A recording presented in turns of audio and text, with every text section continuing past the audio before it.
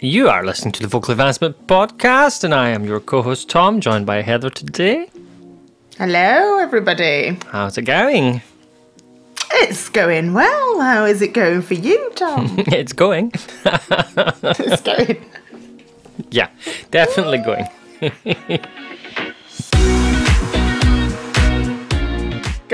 Gone. Yeah, it's one of those days. But the sun is shining today. The sun came out, you know. Oh, well, that makes all the difference. It makes you feel so much nicer. I'm so ready for, some more summery weather, that is for sure. Oh, yeah.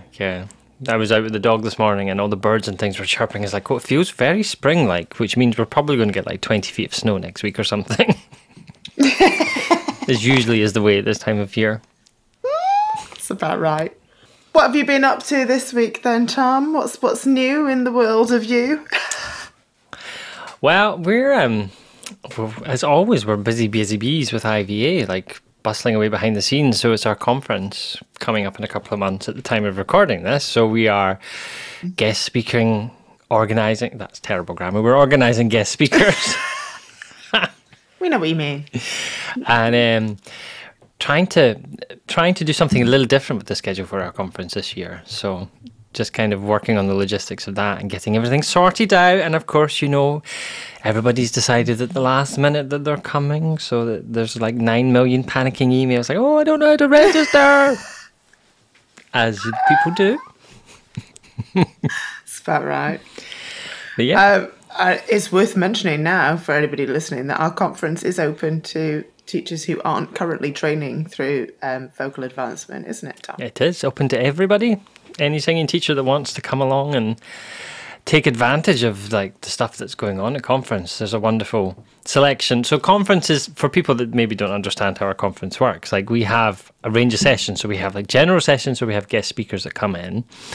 And then we have elective sessions, which is complementary topics for singing. So, and a broad stroke of topics that we feel that singing teachers benefit from knowing about. And then we have like IVA core stuff, which is about our kind of technique and our teaching logic and tools and things like that. And then we have some other surprises up our sleeve that you'll have to be there to find out, Then there's the world's famous karaoke night too. I was going to say, and then there's all the social stuff too. It's a good opportunity to, I would say, network with other voice teachers, but actually it's a great opportunity to just let loose with a bunch of other voice teachers, which is just as good, if not better, than the networking side of things. Yeah, it's really an immersive week, like where you're just surrounded by people that are obsessed with voice and learning about it and teaching and stuff. So it's a fabulous week for that kind of thing and getting to know people and just picking people's brains and having lunch and like, what did you think about that last session when she did that? I think that was terrible. What do you think? Kind of stuff. Having a good old bitch at lunchtime. That's not what it's supposed to be at all. I do no bitching. What are you on about?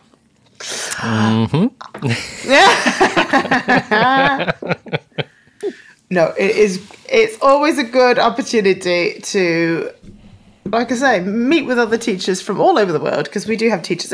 It's worth mentioning our conference is taking place in Edinburgh this year. That would be helpful, yes. That would be helpful for people to know. It's going to be in Edinburgh this year, which is fabulous, and just up the road for Tom, so he just can roll out of bed and just wanted that'd be great to get there.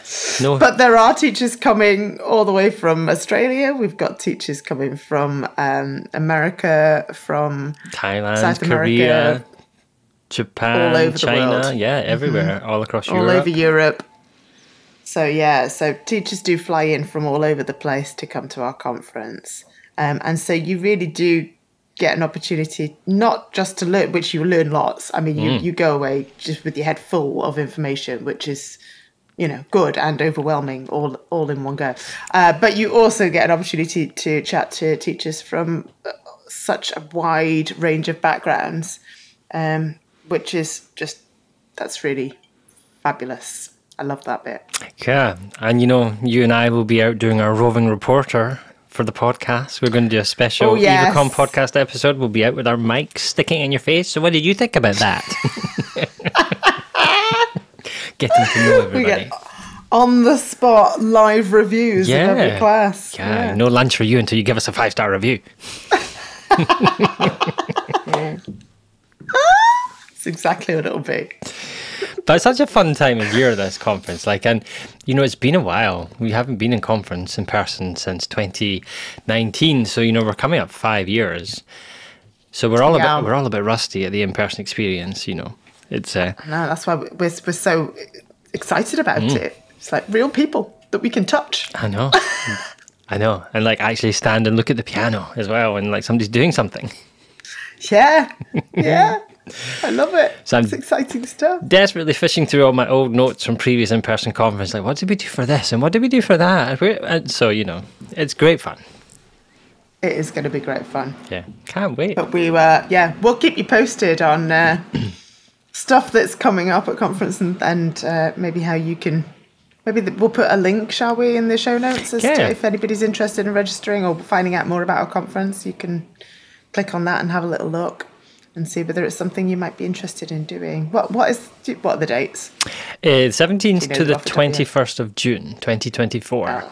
Should say 2024 for anybody listening to this outside of that time frame, just in case. If we're outside of that time frame, you've only just discovered us and it's 2025, do go to our website because we're bound to be organising the next ones. Yeah, we'll be doing, I don't know where or when, but we will. Something else, yeah. We'll be about it. There's always stuff going on. I know. So, we've got a guest on today's episode. We are interviewing the lovely Ajay Henry. We did. Lovely guy. And he's a lovely, lovely, lovely guy. And Ajay is someone that I know very well because he did the same master's course as I did in vocal pedagogy. And he focused his research very much on ways to help non-binary and transgender students feel more empowered and more comfortable with their voices through educating them in the voice, basically, through kind of, you know, through their lessons, through learning about their voice, helping them to feel more at ease with the voices that they have. Yeah.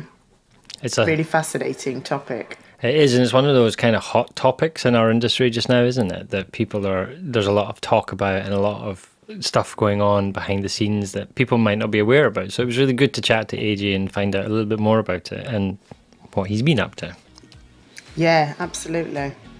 So shall we go and listen to what AJ has to say about it all? Yeah, let's do it.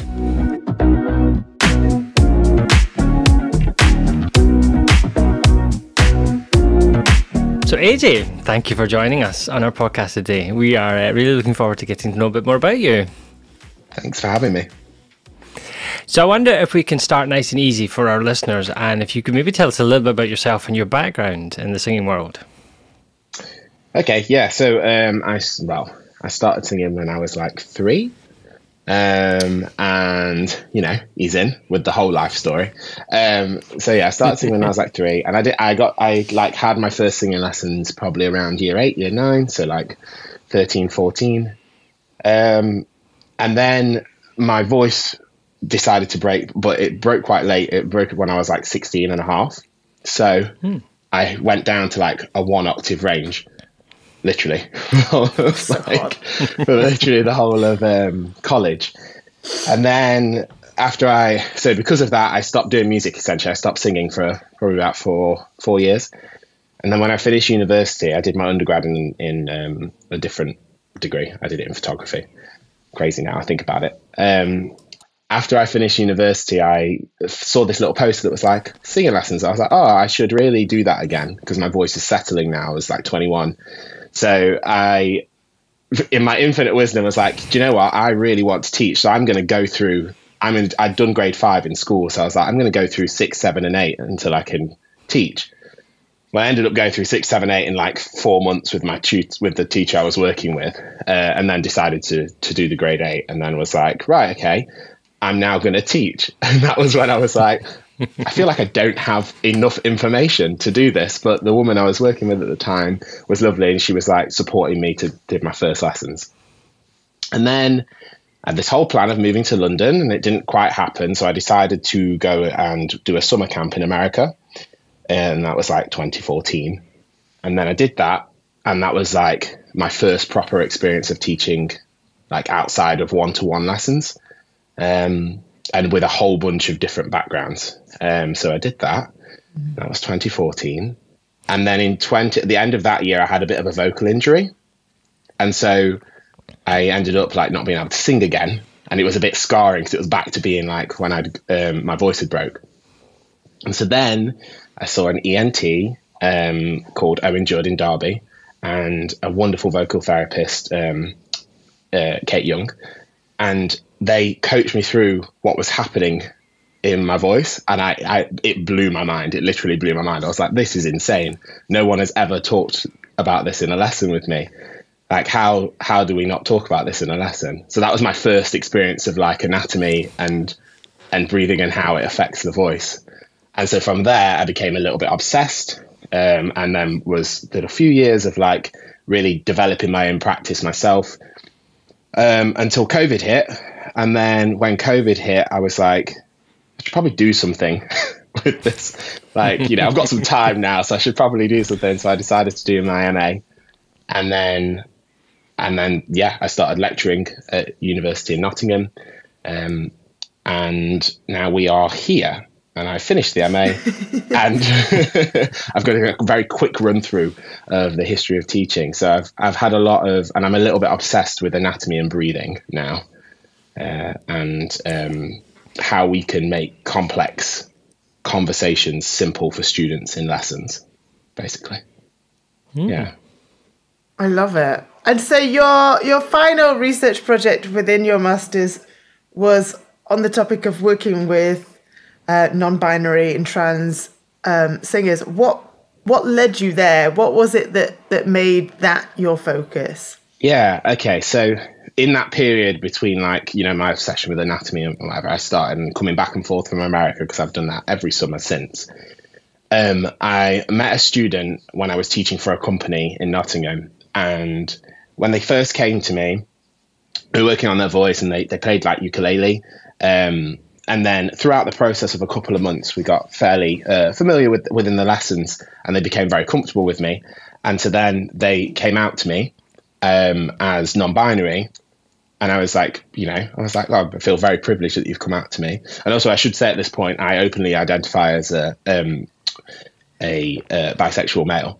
And so I'm a big advocate of like supporting the LGBT community within lessons and making it a safe space that is inclusive for everyone. So it was a privilege that this student had come out to me. And then like a year or two later, and we started, I think it was just in COVID, they came out as transgender.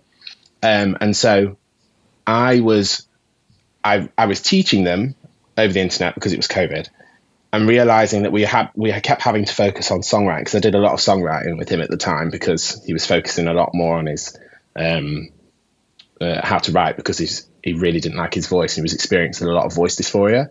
And I did not have the tools, even after all of those years of like looking at anatomy and delving into it more, I just didn't have the tools to help him. At that point, I think I just started the masters, and in the first month there was this masterclass with the fantastic Liz Jackson, who runs the Voice Lab over in Chicago. And I, again, was just blown away. I was like, this was another pivotal moment in my voice career where I was like, wow, this is another piece to the puzzle that I'm missing. And it really helped with my lessons with the student I was talking about. And then it got to the last part of the masters, where it was the dissertation side, and I'd been in communication with Liz Jackson. And she has a concept called the PIRA scale that she's been developing over the last few years, and it splits singing into 4 areas of pitch, inflection, resonance, and articulation. And then she has a process where she teaches like masterclasses, essentially, that are for benefiting the transgender and non-binary community specifically. And I was so privileged to attend one of those like longer workshops with her, that I was like, wow, this is now, I can build off her model if I incorporate my knowledge of anatomy and breathing into this, because it was already there, but it wasn't formalized in a visual tool. So I created the visual tool that I have, with the goal that I should trial it out with a few students, and then with the larger goal of being able to train other teachers how to be inclusive of transgender and non-binary students in lessons, which ultimately will make lessons better for everyone, because we can essentially negate the need to discuss gender. And as I'm sure everyone knows that's listening, and you guys know, a lot of curriculum is very gendered within singing. So it was just a way to have lessons without needing to discuss gender, or allowing the student to navigate what they want to discuss about gender, if that makes sense. Yeah, so talk some more about that, because obviously our listeners are mostly voice teachers, so they're bound to be sat there thinking right now, how do I make it more inclusive? What language should and shouldn't I be using? What are the key things that you discovered in your research are like recommended for voice teachers in those scenarios to remove that issue of gender, if we want to call it an issue, so absolutely, that people do feel, comfortable within the voice studio? The first thing I think is, like, my whole philosophy is everyone is just an individual human. And even if we were to stick to this gender social binary system of male and female, like, even then when I'm teaching voice, not every male is the same and not every female is the same. And so no matter what, really, we could just, if we can just get rid of that and think, okay, the person that walks in my door is just a human, and I need to make sure that this space that they have with me, because I know, obviously, as a singer myself, and I'm sure as the listeners know, singing is so personal. It's such a sharing of, such a very personal thing. Your voice, it's like your gift. So whoever walks in the room, I make sure that I'm like, understand what is their name. And then I always just ask about pronouns. It's just in my conversation of teaching with lecturing, in my conversation of teaching just generally, like, hi, my name's AJ. I use he, him pronouns. What's your name? What are your pronouns? And then, I think I just think with any lesson with inclusivity, it's about student-centered learning, really, because I might have knowledge and I might have what I think their voice should do. But if they've got very specific goals that are, and it might become from anything. It could become from like having a limited range. It could become from having gender dysphoria or body dysphoria. And we need to navigate all of those topics so sensitively that if you let the student guide you through the lesson, you can't really go wrong with it. Yeah. So you mentioned dysphoria a couple of times. As a voice teacher, what can we be on the lookout to kind of spot that in somebody and to potentially understand that that's an area that might need our attention? I think some of that is navigated around the questions that are asked initially or asked when the student comes in the room first time. So I think preparedness as a teacher, as much as possible, a lot around the lines of like allowing that student to navigate. So, for example, some of the students I work with in my research, I worked with one transgender student who she really did not like the lower end of her voice, like would not sing at all in the lower end of her voice. And that was when we first had the conversation about it, because how I structured my research was interview, 6 lessons, and then final interview. And the conversation was very difficult at the start, and I'm not talking like difficult like I was prodding or trying to think. She was very clearly uncomfortable, so I ended up having to navigate away from my questions and go back to a route that made her feel comfortable until she was ready to trust me with the information that I needed her to tell me eventually. So it was more about, and so from that moment I was like, there is some voice dysphoria. You can just obviously tell because it was very clear. Nope, don't want to do anything that's in the lower range. I said, okay, that's cool. Right. So let's work on breathing first. We worked on breathing. She was comfortable. The first lesson then after the breathing lesson was on pitch and what is pitch and like separating the conversation away from associating it with gender and instead just going like this is where pitch is and this is what it's defined as.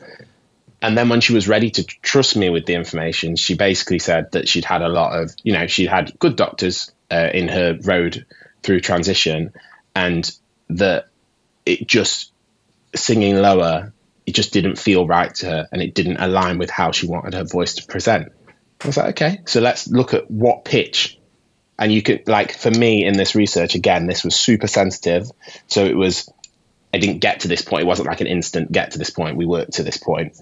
And when we got to the point where we could discuss physical pitch on a keyboard, we went to, here is where I feel comfortable. And half step down, that's uncomfortable. Okay, we'll never go there. We just won't go there then. And then what ended up happening was we did end up going to some of those pitches, because once we talked about resonance, because essentially what she was struggling with was how it was feeling inside and how she was resonating the sound. And so once we talked about resonance and talked about how you can play with the resonance of the voice, she ended up hitting those pitches and lower, but being able to do it in a way that felt comfortable for her and didn't trigger her voice dysphoria. Does that make sense? I'm going to keep asking if that makes sense. And I know there's probably a lot of, it's like, I don't know. Again, it just always comes back for me to the individual. And I'm sure there's plenty of people listening that would be like, okay, well, thinking about specific students or how do we navigate these problems? And honestly, the answer to those questions for me is always, well, what does the student want? And no matter what I think they need to know, if it triggers a piece of trauma or some dysphoria in them, it's not going to be helpful for them. And instead they're going to shut down. So why not navigate? Why don't we just, I'm not saying we shouldn't discuss it, but we could put it to the side for now until the student has enough trust in us that they will trust us to allow them to explore that if they want to. Did you find there's certain terminology, like maybe more traditional singing terminology, that you will just steer clear of for those reasons? Yeah, absolutely. That's been a long journey, a long road, because there's a couple of avenues that I do as a voice teacher. So with my work at the university, I'm a lecturer in music performance, so it's not just voice. So sometimes there's navigations, conversations around that I just always avoid gender in. But then one-to-one lessons, again, it's a little bit easier because you have that time with that person. Then I teach a choir or two as well. And so in choirs, and there's there's a couple of papers on this actually that I did in my research in choirs, because this is where actually my research was going to be. It was going to be about the terminology in choirs originally. And I very much avoid, I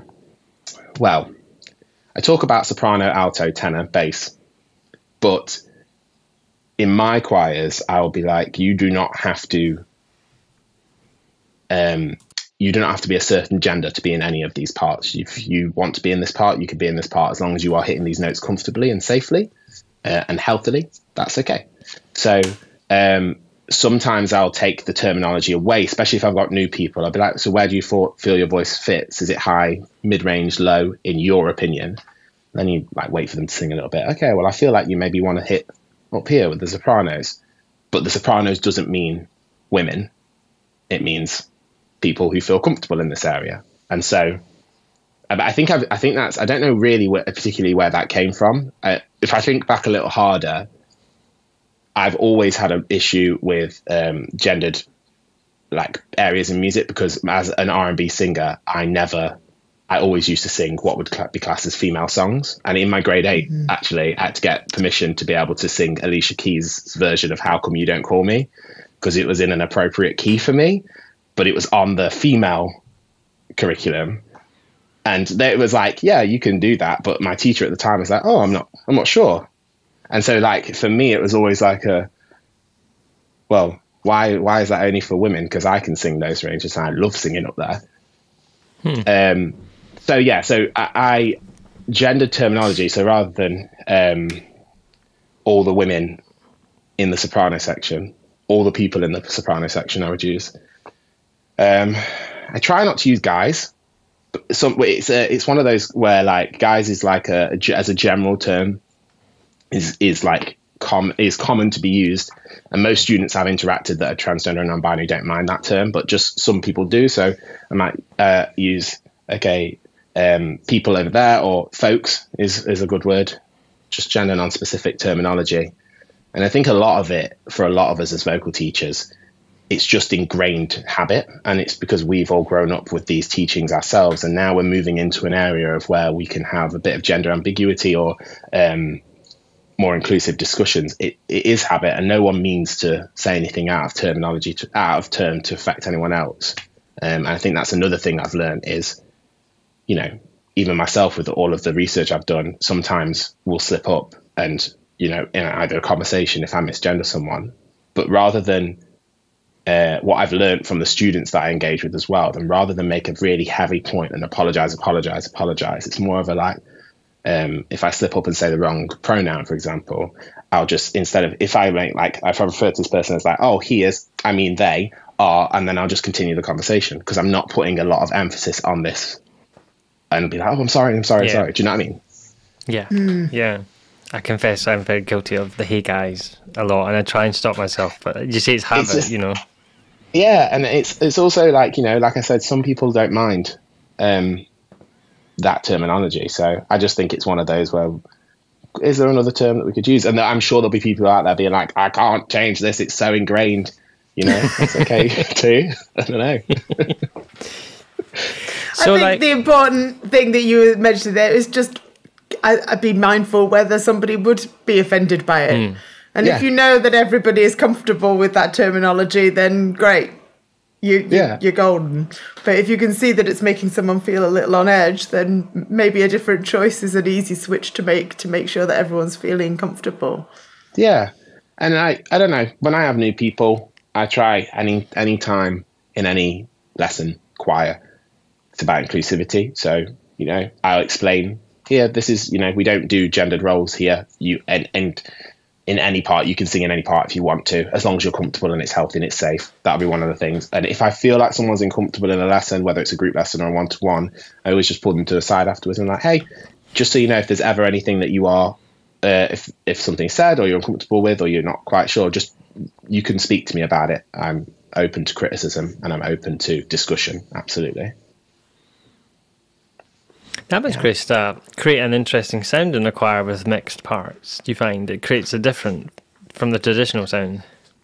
Yeah, I think it's also because I'm in the pop R&B world. So when I've never really done, I have been part of, but I've never really done a classical side or a more traditional side. So I don't know really, because I find that playing with resonance can help in some of those areas. So sometimes I encourage the students to do that, to play with a more forward or darker sound, or brighter, darker sound, forward or back sound, however you want to describe it. And I think that can sometimes solve some of those issues. So, and again, for me, if that person is comfortable and living in their truth, that's the most important thing.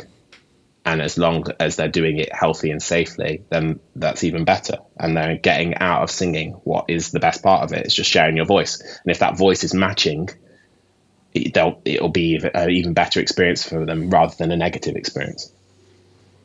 Yeah, it's a good point.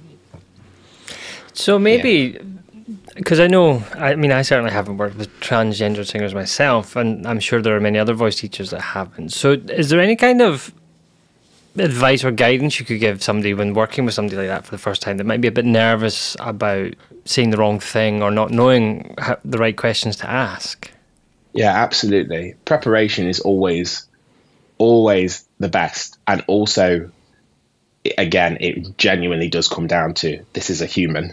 If we can go from that angle of this is a human, and I'll refer to them however they want me to, that's one. And then,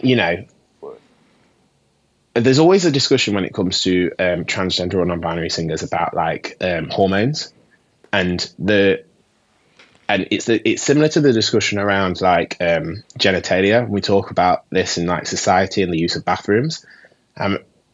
Liz Jackson has always been such an inspiration for this, because it's always why why do I need to know? That's medical information that I don't necessarily need to know. Now, there'll be some singing teachers that'll be like, yes, but if I don't know that, then it's not going to help me here. But it's that person's choice to share that with me. And if we think about it, like, again, because I've experienced this, with puberty, it is so varied with everyone. So it's so different for everyone. So if we even think about hormones in just like a puberty sense, everyone experiences different things. So we'd have to find out from the person in front of us what they have been experiencing.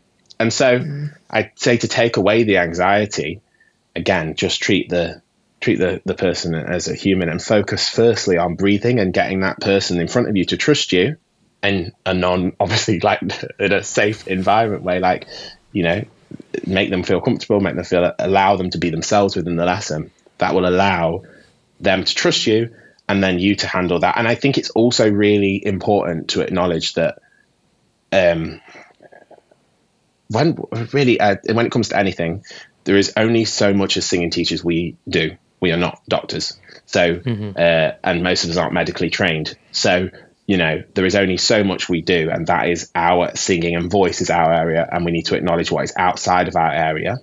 So then there's two parts to that conversation. And in my research, I recommended, like, if you are working with transgender or non-binary singers, sometimes it is really good to have a network of people around you that can support you if you have questions. So other teachers that teach in the field, other, maybe doctors or medical professionals, what's the word, like charity communities, you know, people that provide support for the LGBT community, anything like that, because you never know what can come up in a conversation. And it's the same way that if we were working with, people from specific demographics or backgrounds or in specific areas of the country, we might want to just have contacts in case anything comes up in conversation that we need to take a little further. It's that same idea. But always starting with breath is my first thing, and start with what the student wants to learn. Find out, put the student at the center of the lesson, and you can't go wrong. Yeah. So if I remember rightly, in your research, one of your participants was using binding. Yeah. Was that right? Yeah. So do you want to talk to us a little bit about, well, first of all, what that is, because some people might not be aware of what that is, and how that might affect somebody's voice, and what adjustments you had to make in order to sensitively work with that singer? So that was, again, so I was prepared that this might come up in a conversation. And the particular student that was part of the research, I was very lucky because he was very open about, and he was more than happy to discuss. And I've known him for about 1.5 to 2 years, so he felt very comfortable with me. So that was an easy part. Again, the student brought everything up, and I never brought anything up, but I was prepared to have the conversation if it did come up. So we were doing the breathing lesson. I think it was in either the first lesson or the second one. We were doing the breathing section, and he commented on his chest feeling tight. And so some transgender people may use chest binding. So chest binding, for people that don't know, is it comes in, I'm not an expert in it, and I'm sure it comes in multiple forms, but usually like a form of compression that goes around the chest to suppress the chest area and make it appear a little flatter. That's the definition that I know anyway. And so this student in particular, that's what he was using it for. And he commented over the lessons that he had like 2 or 3 binders that had different rates of compression. Now, in the lesson, if we think about here and anything, even if we're lying down and we put something heavy on our chest, we can notice that, we feel it. Now, obviously with compression, there's this sense of tightness, which, as we all know, the muscles in between the ribs, the intercostal muscles in the rib cage, can be slightly suppressed and then might hold tension because of that and then not allow expansion. And so it was navigating with this student, like, okay, what do you experience? I think the conversation came up because he was talking about being at an open mic and struggling because he'd noticed he got a new binder on and he couldn't do the breath work that we talked about. And so we talked about, okay, well, what did you notice and how did you notice it? And so we ended up talking about what the concept of lower breath feels like. What do different binders feel like? And I encouraged him to essentially say, you have to be comfortable, whatever is comfortable for you. So, you know, if it's that I have to work around that you've got a tight binder, we will work around that because that's what you're comfortable with. The information is that the restriction on the chest is going to make it more difficult, but we navigate that in what is the best way possible. So I think he experimented, if I remember correctly, with wearing a tighter binder and a looser binder. And even with the tighter one, found that his breath, with the breath work that we've done and the exercises, found that he was still able to breathe. Because I think what he was doing was because he was feeling the compression, he was always breathing like tightly into his chest, essentially, and holding a lot of the time. So when we did a lot of the release and the lower breath work, he found that even with his tight binder on, he was getting a breath that he'd never felt before. Yeah. So the conversation essentially was again, just, this is the information I have. These are the facts from like the information that is currently available. And we work around it in whatever suits you the best way. And we still see achievements. Because I think as voice teachers, we're like, we know, like, oh, if you do this, or from our experience or from other students, like we've got a lot of experience. So we can often sometimes push that on other students, because if you follow this path, it's really great for you. But again, everyone's individual. So if that person is going to experience body dysphoria because of that, it might not be the experience that someone who doesn't have to wear a binder or doesn't feel the need to wear a binder would have. Exactly. Yeah. It's fascinating. So what other, because obviously you worked with a range of students in your research, what other kind of key moments or key kind of realizations did you get from this work that you maybe you hadn't considered before, but now becomes really central to the way that you work with your students? I think it really is the sense of individuality. I think that I had always taught that way, and I think I'd forgotten, and I'm not saying other people don't teach this way, but some of the people I'd worked with don't necessarily teach that way. It's always about what's the book saying, or what do we need to achieve from X to get you to get this grade, rather than looking at what the student is saying. So that was the whole student-centered part of it, which I knew was going to be absolutely integral, was that. What I think the best part of the research was watching the impact outside of the singing lessons, because it wasn't because I'm privileged that I got to work with the students still, because they were I got permission from the university to work with the students that I taught at the university. So I was teaching them lessons, and then outside of that, watching them in their performances. And I'm still hearing now, 6 months later, the differences in how they're playing with their voice, because they're more comfortable with it. And so even though it might not be similar to someone who is cisgendered, maybe, or even though it might not be similar to other people in their genres, it's still them exploring their voice in such a massive and positive way. And a couple of conversations. So there was 3 students. So with student 1, I think the biggest thing was that they were discussing anatomy at home with their mum. And their mum was going, don't know what you're talking about. And they were like, but it's crazy because this is happening here. And I'm like, yeah. So they've got this want to explore. And then I watch them in lessons correct sometimes if they struggle with a phrase. I watch them adjust themselves in terms of posture or breathing, so that they can help themselves, or try a different resonance, or different inflection maybe. And then with student 2, she really did, again, it's the fear of she was kind of stuck in this very middle small range, uncomfortable with the top end because of support and uncomfortable with the lower end because of dysphoria. So watching her now explore very little by little that top end was just that's great. And student 3, there was a lot of discussion, because again they were so open with me about the impact in the outside world. And so student 3 is very we call it in the community passing. He was very keen to pass as a cisgendered male. He was very keen to pass as a cisgendered male, and that was kind of his goal.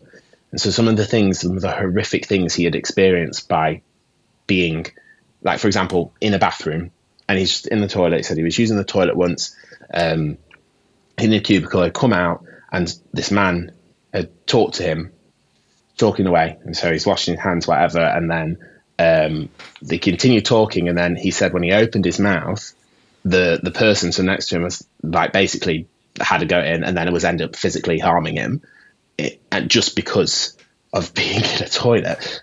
Wild. And so the impact on him leaving those lessons was that he had more tools to play with his voice to get it to what aligned with his gender identity.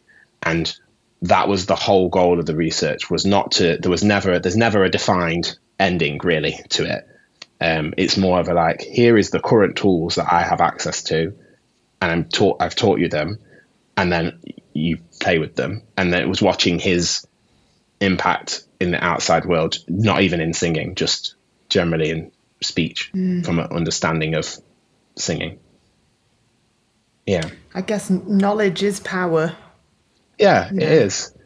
And you know, we all do it. We all play with our voices in, you know, multiple different ways when we speak, when we sing. So there is like a massive crossover, just on the impact outside of singing. I think that I wasn't prepared for that. That was the biggest thing I wasn't prepared for. Yeah, it's amazing. Yeah. It's a really interesting topic, isn't it? And I think it changes all the time, though. Do you find that it just, things are moving forward quicker and quicker in this area, or do you find that it's kind of settling down? It's definitely not settling down. I think that there's just still not enough research. There's just not enough. There's not enough.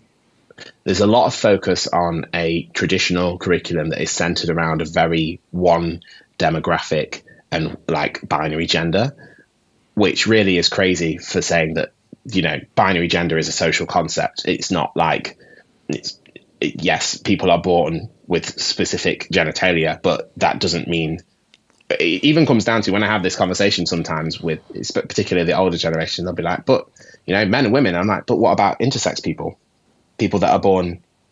What about the intersex community? We're not talking about them. So that's even like a whole, you know, and just because someone passes as a social gender, what does that even mean? I don't know. I find it really, really interesting when I'm like, because I'm like a cisgendered male who sings and speaks fairly high. And a lot of people just associate that with me being queer or being part of the LGBT community. But it's just, if I wasn't part of the LGBT community, I would still speak this way because of how I sing, you know, and that does nothing to do with my gender or sexuality. So I've always just spoke this way. And so that's kind of how, like, there just needs to be more research into it, more expansion on it. And because if we do, I went on to a particular, I won't call them out, I went on to a particular school, one of the grading schools that I used actually for my grade 8 the other day. And a few years ago, I thought they disregarded gender from their curriculum. So they kind of, instead of splitting it male, female, they just kind of went, here are the songs. But when I went onto their wider repertoire list yesterday, it's still colour identified into what is essentially male, female. Which I was like, I just like, why? Because half of these songs on this list, I sing the most, and I get most of my students to sing because that would just be more comfortable for them, regardless of how they identify.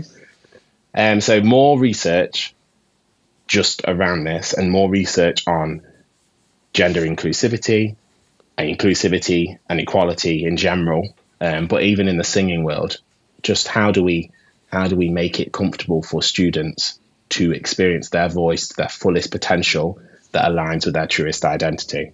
And again, some of these you know, research topics are slightly outside of our area of singing, but they will definitely influence us as teachers. Yeah. Absolutely. So I know you mentioned Liz Jackson Hearns, is it? Who? Yeah. She came to one of our conferences a couple of years ago, and she did a great presentation. But are there any other resources you would recommend for teachers? I definitely start with Liz. Yes. Yeah. So it's a complicated question. So as with any marginalized community, a lot of the techniques are kept within the community. And this was one of the things, a really, really great discussion with Liz when I first started this research. And I'm so thankful that she was skeptical of it like this in a positive way. Because one of the first things she asked me when I got on the call with her, because we had a one-to-one and I was talking about my initial research, she was like, why do you want to do this? What is the reason? Because I think her research always feeds back into the transgender community. And it's really important that, and anyway, this is my opinion of it. It's really important that transgender and non-binary community benefit from this, and it's not any other communities like benefiting off them, essentially, if that makes sense. And so a really, really good way to look at this is to find out from transgender singers within the community.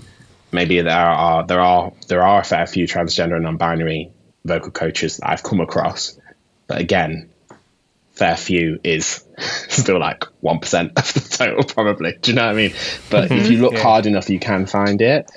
There isn't really a centralized place, but I think if you start with somewhere like Liz Jackson Hearns or the Voice Lab in Chicago that serves this community, and reach out. A lot of times, if you're looking to honestly, genuinely benefit someone else, and that is your genuine goal, then this community is the most loving and accepting and is very much like willing to help that, because if we make it better for the marginalized, it's going to make it better for everyone. Essentially, that's my view. Absolutely. Yeah. And what about yourself? If people want to find out a little bit more about yourself, AJ, where can people find you? So I am on Instagram at AJAY and then a H. I'm in the process of like rebranding my whole, because it's like, the master's finished. And I was like, oh God, I need a few months, because it's literally consumed my whole life, 6 a.m. to midnights every day in the library, in between work, start and finishing. So I needed a few months, but I'm in the process of redoing my whole marketing. But I'm on Instagram, AJAYH, and then I do have a website that's up for my music, which is www.ajhenry.co.uk, and I will be relaunching that in a few months to be more about coaching and looking at, hopefully at some point in the next year, expanding this research in some sort of way. So either teaching it, because the next goal would be to teach it to a bunch of other people and have them teach it and see what that looks like, or work with Liz and reach the transgender and non-binary community and benefit those vocal coaches directly and go from there. So Instagram, website, Facebook, AJ Henry music, or AJ Henry. Terrible, really bad at telling. This is where you find me. But yeah, if you go to my Instagram, you'll find my link tree, which has links to things. Cool. Well, we'll make sure we put links in the show notes for this episode so that people can find you and follow along. Yeah, definitely. And I just encourage everyone that if you're scared about working with people from the transgender and non-binary community, just remember that they are probably facing way more fear going into a room and sharing their true voice with you. So the more accepting and safe you make that space, the better it is going to be. Yeah, it's very true. Very true. Fantastic. Thank you so much, AJ, for joining us today. It's been fascinating chatting to you. Always. Thank you for having me. So that was the lovely AJ, and that is as we said, very interesting topic to talk about. It is, because as I mentioned, and bless him. Well, yeah, as I mentioned, I've never worked with a transgender singer before, so it's a new area for me to kind of get my head around, and I'm sure I'm not alone in that. Many voice teachers will not have worked with anybody in that space, and so it's really important. Some of the stuff he was talking about see the person first before anything else. Yeah, and yeah, bless him. He was so kind of after we finished recording, he was saying to us, how much he was really wanting to make sure he was serving the community. Like, that was his ultimate goal, was that he was really desperately wanted to make sure that what he was doing was going to serve that community, which is really admirable. It is. And I think it's some really important work and research he was doing, and, you know, something that will give us food for thought. Just, you know, a little bit of thinking about how much do we, you know, treat the person in front of us as an individual, and how much are we just assuming things, you know. Because he mentioned that, you know, he talked about how a lot of the stuff we do is not ill-intentioned, it's just habit. It's language we've used for a long time. It just sometimes slips out before you realise it. But I like the fact that he was like, don't make a big deal about it. Just correct yourself and move on. And, you know, don't make a fuss. Right. Because slips happen, you know. Yeah. We're all human. And, you know, sometimes we say the wrong thing. But I guess it's how you handle it afterwards is the key. Absolutely. Absolutely. And just, you know, being open to learning things and being corrected and not feeling too precious about anything is important, I feel. But yeah, I was thinking about what he was saying about working with his choirs and trying not to gender the parts. And I thought that's something that I've always done without realising I was doing it, because I've never used soprano, alto, tenor, bass when I've been talking to my choir. I tend to use, right, you're the top section, you're the middle section, you're the bottom section. And anyone can go in any section they want and sing it where they feel comfortable, which does degender it. Unwittingly realise that that's what I've been doing all along. So now I'm like, oh, gold star for me. Pat on the back. Although I have been known when we have picked up certain things and there are women singing what would traditionally be the tenor part, I have been known to describe them as my tenor ladies. For those of you who don't understand that joke, I don't know whether this is a worldwide thing, but in the UK, certainly a tenor lady is an incontinence pad. So that always elicits a giggle or two from my choir members. Right, tenor ladies. I mean, like, I've had that. We used to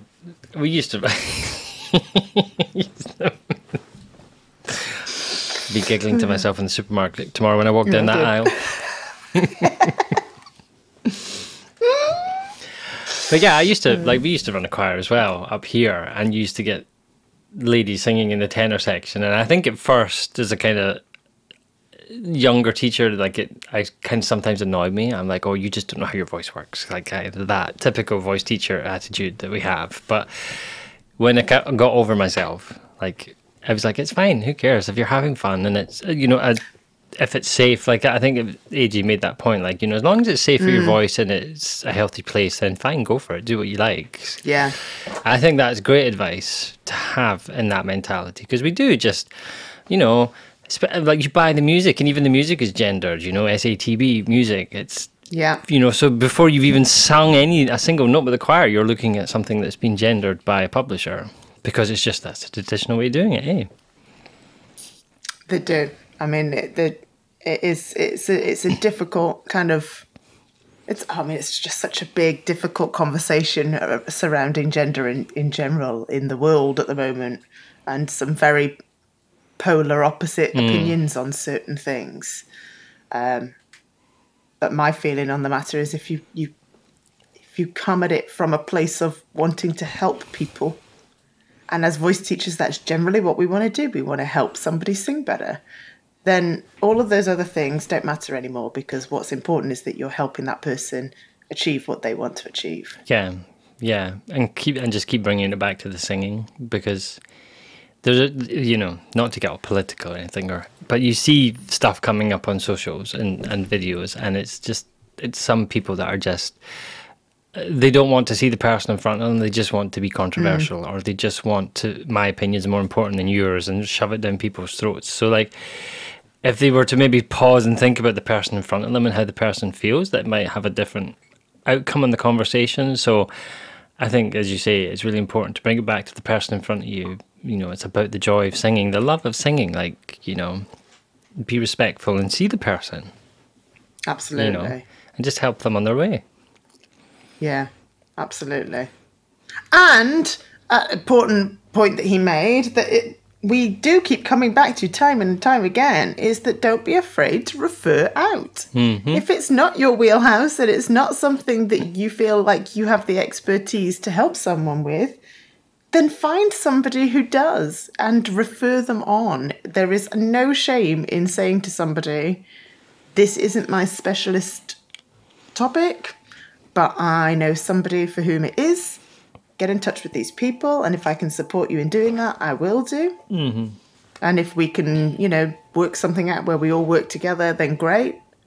Absolutely. But don't be afraid. If it's something that you're like, I don't feel equipped to deal with this, then that's okay. Yeah. There's no shame in that, seeking help from others. No.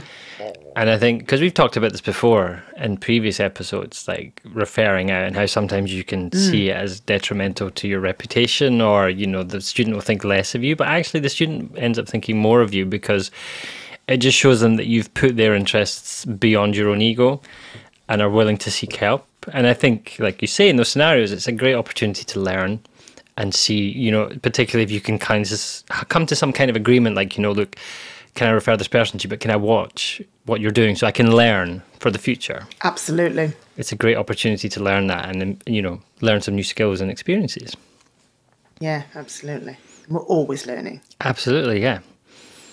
I love learning, don't you, Tom? I do.